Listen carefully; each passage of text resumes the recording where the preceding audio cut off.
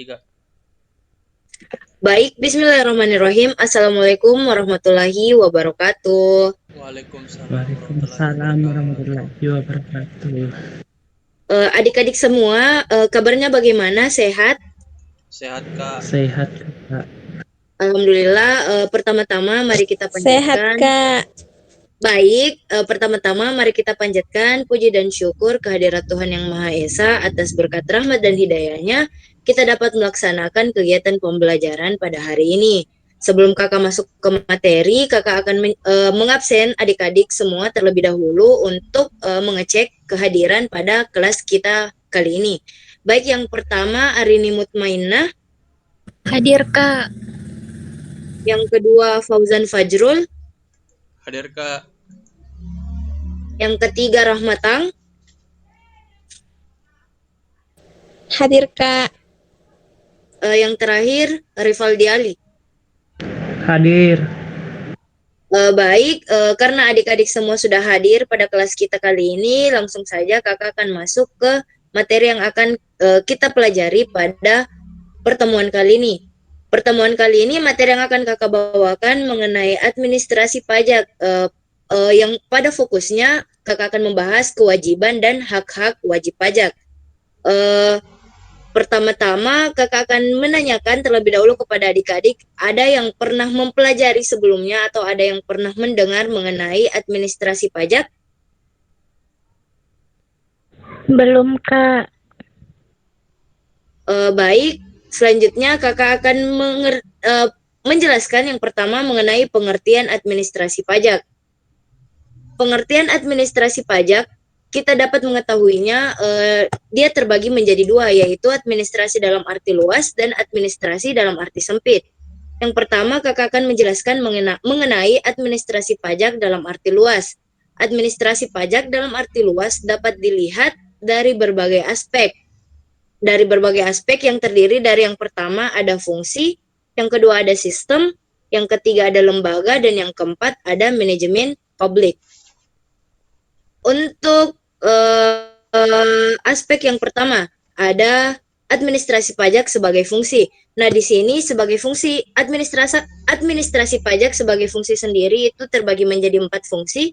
Yang pertama ada fungsi perencanaan, yang kedua ada fungsi pengorganisasian, yang ketiga ada fungsi penggerakan, dan yang terakhir ada fungsi pengawasan. Untuk fungsi perencanaan sendiri, administrasi pajak sebagai bagian dari administrasi publik merupakan dan melakukan juga fungsi perencanaan, yakni merencanakan apa yang akan dicapai fiskus, baik untuk jangka pendek, jangka menengah, maupun jangka panjang. Untuk fungsi pengorganisasian, administrasi pajak sebagai bagian administrasi publik melakukan juga fungsi pengorganisasian dalam bentuk pengelompokan tugas, tanggung jawab, wewenang, dan para petugas, yaitu sumber daya manusia. Sedemikian rupa sehingga tujuan yang telah ditetapkan dapat tercapai secara efisien. Untuk fungsi selanjutnya ada fungsi penggerakan.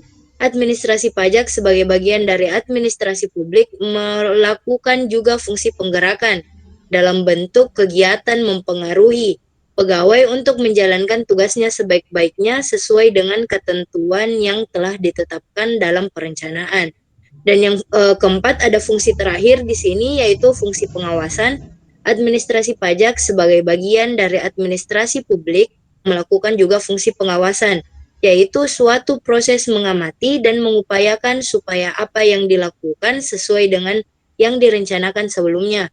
Mengenai administrasi pajak sebagai fungsi, adik-adik sudah paham? Paham, Kak? Sudah, Oke. Kak, paham. Sudah, Kita Kak. lanjut ke aspek selanjutnya, yaitu administrasi pajak sebagai sistem.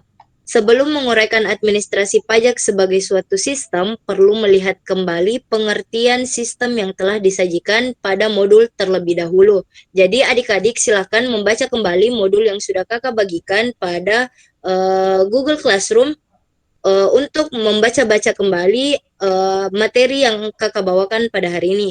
Berikut ini beberapa penekanan saja pada Kamus Besar Bahasa Indonesia merumuskan sistem sebagai berikut. Yang pertama, seperangkat unsur yang secara teratur saling berkaitan sehingga membentuk suatu totalitas. Yang kedua, susunan yang teratur dari pandangan, teori, asas, dan sebagainya. Dan yang ketiga, ada metode. Selanjutnya, aspek yang administrasi pajak, selanjutnya itu ada administrasi pajak sebagai lembaga. Administrasi pajak dapat dilihat sebagai suatu lembaga, yaitu sebagai salah satu direktorat jenderal pada Departemen Keuangan RI yang terwujud pada adanya kantor-kantor, mulai dari kantor pusat Direktorat Jenderal Pajak di Jakarta, kantor-kantor wilayah, kantor pelayanan pajak, kantor pelayanan pajak bumi dan bangunan, kantor penyuluhan dan pengamatan potensi perpajakan, kantor pemeriksaan dan penyelidikan pajak yang telah dibahas di atas. Selanjutnya kita masuk ke aspek yang keempat, yaitu aspek manajemen publik. Administrasi pajak yang terdiri dari pimpinan, staf, peralatan, pengetahuan, dan sistem yang ada pada tataran makro pada hakikatnya adalah manajemen publik yang merupakan pertautan antara manajemen, politik, dan hukum. Administrasi pajak dan tataran ini menuntut manajemen tax bureau untuk mengelola, memanfaatkan, dan menciptakan pengetahuan di antara sumber daya yang ada untuk mencapai berbagai inovasi, antara lain dengan cara mengubah organisasi yang hierarkis menjadi suatu organisasi pembelajaran.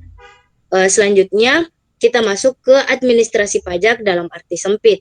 Administrasi pajak dalam arti sempit adalah penatausahaan dan pelayanan terhadap kewajiban-kewajiban dan hak-hak wajib pajak, baik penatausahaan dan pelayanan tersebut dilakukan di kantor fiskus maupun di kantor wajib pajak yang termasuk dalam kegiatan penatausahaan adalah pencatatan, penggolongan, dan penyimpanan.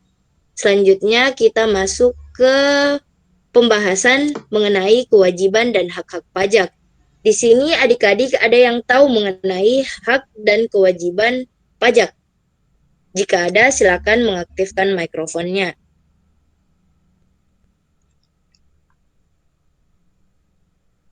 Baik, mungkin tidak ada. Selanjutnya kakak akan menjelaskan mengenai kewajiban dan hak-hak wajib pajak. Di sini kakak akan menyebutkan 4 kewajiban dan hak-hak pajak. Yang pertama, mendaftarkan diri pada kantor Direktorat Jenderal Pajak. Setiap wajib pajak wajib mendaftarkan diri pada kantor Direktorat Jenderal Pajak yang wilayah kerjanya meliputi tempat tinggal atau tempat wajib pajak dan kepadanya diberikan nomor pokok wajib pajak atau NPWP. Selanjutnya, melaporkan usahanya pada kantor Direktorat Jenderal Pajak. Setiap wajib pajak yang mempunyai usaha di mana wilayah kerjanya meliputi tempat tinggal dan tempat kegiatan usaha dilakukan untuk dikukuhkan menjadi pengusaha kena pajak atau PKP. Yang ketiga, ada mengisi dan menyampaikan surat pemberitahuan dan jelas semua yang ada dalam bahasa Indonesia dengan menggunakan huruf Latin, angka Arab, satuan mata uang rupiah berdasarkan peraturan Kementerian Keuangan, serta menandatangani dan menyampaikan dalam bahasa Indonesia. Dan yang terakhir itu ada membayar atau menyetor pajak wajib pajak, membayar atau menyetor pajak terutang dengan menggunakan surat setoran pajak ke kas negara melalui kantor pos, bank badan usaha milik negara atau bank badan usaha milik daerah, atau tempat pembayaran yang diatur dengan atau berdasarkan peraturan Menteri Keuangan.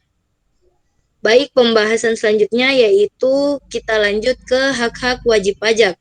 Hak-hak wajib pajak menurut Undang-Undang Nomor 28 Tahun 2007 adalah sebagai berikut. Yang pertama ada hak mengajukan kebenaran. Apabila WP atau wajib pajak merasa tidak puas atau suatu ketetapan pajak yang diterbitkan atau pemotongan atau pemungutan pajak yang dilakukan oleh pihak ketiga, WP dapat mengajukan upaya hukum keberatan dalam jangka waktu 3 bulan sejak tanggal pemotongan atau pemungutan. Yang kedua, ada hak memperpanjang jangka waktu penyampaian. surat pemberitahuan batas waktu penyampaian SPT tahunan pajak penghasilan untuk paling lama 3 bulan setelah akhir tahun pajak dan penyampaian SPT masa paling lama 20 hari setelah akhir masa pajak.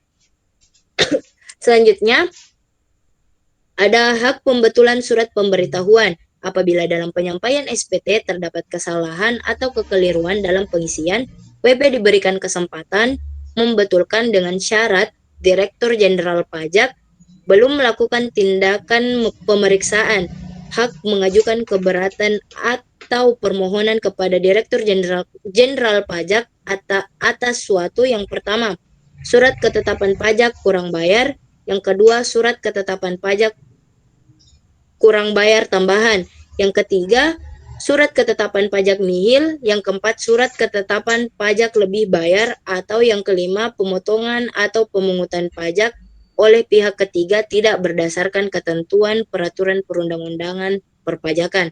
Dan yang terakhir, ada hak mengajukan banding apabila WP sudah mendapatkan keputusan atau upaya keberatan yang diajukan kepada kantor pajak dan merasa keputusan tersebut tidak memuaskan, maka WP dapat mengajukan hukum banding ke pengadilan pajak sesuai dengan ketentuan pasal 27 Undang-Undang KUP. Kita masuk ke pembahasan selanjutnya, yaitu ada sanksi pajak. Sanksi wajib pajak. Di sini adik-adik ada yang tahu mengenai sanksi wajib pajak? Silahkan mengaktifkan mikrofonnya. Paling tidak adik-adik bisa menyebutkan saja, tidak usah dijelaskan. Saya Kak, Baik, silakan Fauzan Fajrul. sanksi administrasi dengan sanksi pidana Kak. Betul sekali, terima kasih atas jawabannya. Selanjutnya kakak akan menjelaskan secara singkat mengenai sanksi administrasi dan sanksi pidana. Secara umum, sanksi pajak terbagi menjadi dua, yaitu sanksi administratif dan sanksi pidana. Sanksi administratif ini berupa denda, bunga, dan kenaikan dikenakan sesuai dengan pelanggaran atau kesalahan tingkat yang dilakukan oleh pihak-pihak terkait. Sedangkan sanksi pidana berupa denda pidana, pidana kurungan, dan pidana penjara dikenakan sesuai dengan tindakan pelanggaran dan tindakan kejahatan yang dilakukan pada pihak-pihak terkait. Penjelasan lebih detailnya lagi, sanksi administratif ini dalam pajak adalah pembayaran kerugian yang ditimbulkan wajib pajak kepada negara. Pembayaran kerugian tersebut dapat berupa denda, bunga, dan kenaikan bayar. Sanksi yang dikenakan sesuai dengan jenis pelanggaran atau kesalahan yang dilakukan oleh wajib pajak. Selanjutnya, sanksi pidana itu selain sanksi administratif, sanksi pidana juga mengancam pihak yang melakukan pelanggaran atau kesalahan. Hukum pidana ditetapkan karena terindikasi adanya tindak pelanggaran atau ketidaksengajaan ataupun tindak kejahatan atau kesengajaan dalam pembayaran pajak. Pelanggaran atau kesalahan berat yang dilakukan dapat menimbulkan kerugian bagi negara. Nah, untuk pertemuan kita kali ini, itu saja hal-hal pokok yang akan kakak sampaikan mengenai pertanyaan yang adik-adik ingin ajukan. Silahkan kirimkan pertanyaannya ke room yang sudah kakak buat di Google Classroom. Mengenai pembahasan atau materi yang akan kita bahas di pertemuan selanjutnya akan kakak kirimkan juga ke Classroom, dan mengenai tugasnya akan kakak kirimkan ke ketua kelasnya.